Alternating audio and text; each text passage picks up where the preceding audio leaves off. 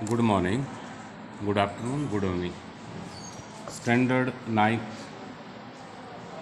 Subject SST book name Bharat और समकालीन विश्व पार्ट 1। भारत और समकालीन विश्व 1 पार्ट। पहला पार्ट फ्रांसीसी क्रांति। इससे पहले फ्रांसीसी क्रांति से पहले हम चर्चा कर लें कि क्रांति का मतलब असहयोग का मतलब लड़ाई क्यों करनी पड़ी। आप अपने देश की लें कि हमारे देश में 500, 700, 1000 साल तक तो मुग़लों ने शासन किया। फिर यहाँ पर अंग्रेज़ आए और अंग्रेज़ों के बारे में आपने पढ़ा कि गांधी जी के नेतृत्व में कभी खिलाफत आंदोलन, कभी असहयोग आंदोलन, कभी सविनय अवज्ञा आंदोलन, कभी भारत छोड़ो आंदोलन, अनेकों प्रकार की क्रांति हुई। 1857 की भी क्रांति थी, लाखों लोग उसमें शहीद हो गए। क्या चाहते थे वो? गुलामी की जंजीरों को तोड़ना चाहते थे, यानी कि अंग्रेज़ों को इस देश से भगाना चाहते थे। आप कल्पना कीजिए, देश हमारा, आदेश कौन देंगे? अंग्रेज़। बेकसूर लोगों को मारना, ज़मीन हमारी, मालिक कौन थे? अंग्रेज़। तो कल्पना कीजिए, क्रांति तो होगी। और यही फ्रांसीसी क्रांति थी कि यहाँ राजा तानाशाही शासन व्यवस्था, प्राचीन काल का इतिहास आप पढ़ते हैं तो ये फ्रांसीसी क्रांति से इस संसार में लोगों में जागृति आई, मजदूर वर्ग में जागृति आई, किसान वर्ग में जागृति आई।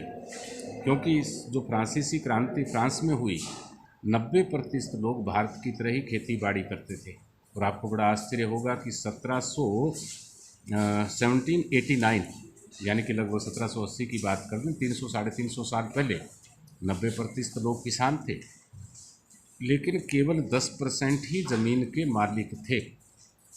चर्च के अधिकारी, बड़े जमींदार, लुइस, राजा महाराजा, स्टेट्स, और ये 90% केवल सीरी के रूप में, केवल जिसको जमींदार के रूप में, और केवल किसान मजदूर बन के रह गया था। लगान के रूप में इतने टैक्स लगाए गए थे कि जितने की फसल नहीं होती थी उतना उनको टैक्स देना पड़ता था। या ये पकी हुई फसल को ये लोग काट लेते थे, कोई सुनवाई नहीं होती थी।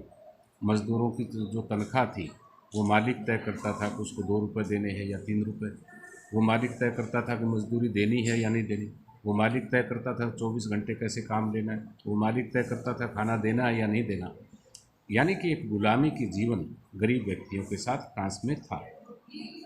और इसके खिलाफ आप देखेंगे इस पूरे पाठ को कि पेरिस नगर का पूरी विभाग, बास्तीन किले को, जेल को तोड़ डाला गया। तो लोगों ने जब विद्रोह किया, सरकारी भवनों को लूट लिया गया, हथियारों को लूट लिया गया, जेलों से बाहर आ गए और सरकार के खिलाफ, यानी कि उस टाइम जिस प्रकार राजा बोलते हैं, तो उनके खिलाफ एक विद्रोह कर दिया। और विद्रोह करने वाली जनता कौन कितनी थी?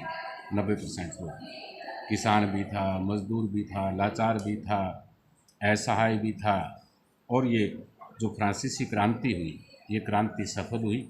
मज़दूरों को अधिकार दिए गए, किसानों को अधिकार दिए गए।